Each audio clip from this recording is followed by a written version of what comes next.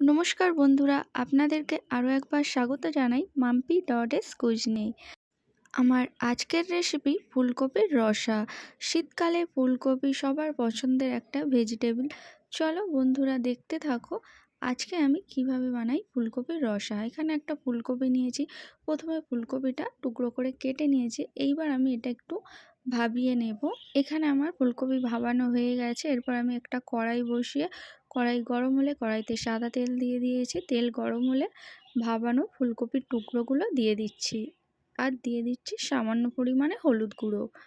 এইবার আমি ফুলকপিটা ভেজে নেব।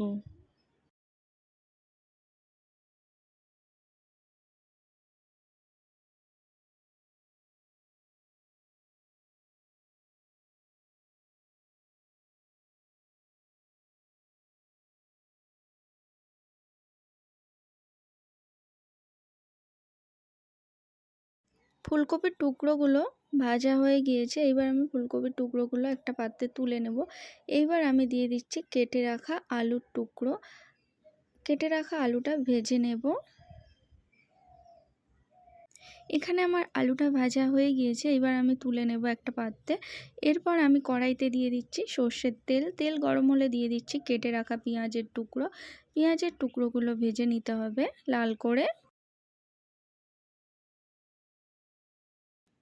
এর মধ্যে আমি দিয়ে দিচ্ছি কাঁচা লঙ্কা, মাঝখান থেকে চিড়ে নিয়েছি।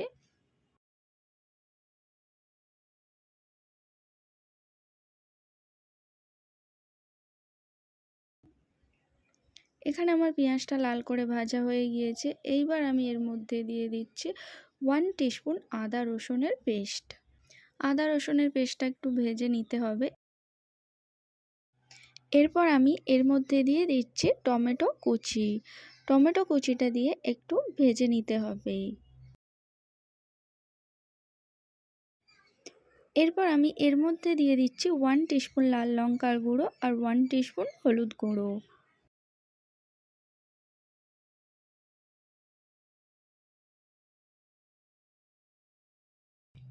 এরপর আমি এর মধ্যে দিয়ে দিচ্ছি স্বাদ মতো লবণ আর কসুরি মেথি।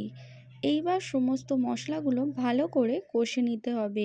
যতক্ষণ না পর্যন্ত মশলা থেকে তেল ছাড়ছে ততক্ষণ পর্যন্ত মশলাটা কষে নিতে হবে।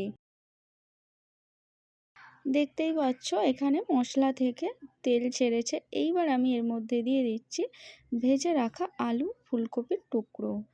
এইবার আলু ফুলকপির টুকরোটা ভালো করে কষে নিতে হবে। প্রায় 5 মিনিটের মতো কষে নিতে হবে।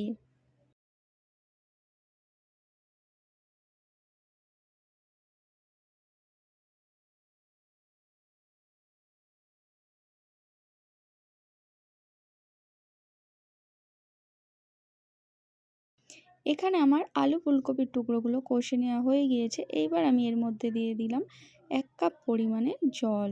এইবার আমি এটা ঢাকনা দিয়ে হতে দেব। কিছু সময় পর ঢাকনা খুলে দেখতে হবে। দেখতেই পাচ্ছ এখানে আমার রেসিপিটা হয়ে এসেছে। এর মধ্যে দিয়ে দিলাম ধনেপাতা কুচি। ধনেপাতা কুচিটা দিয়ে একটু এইভাবে নেড়ে নিতে হবে।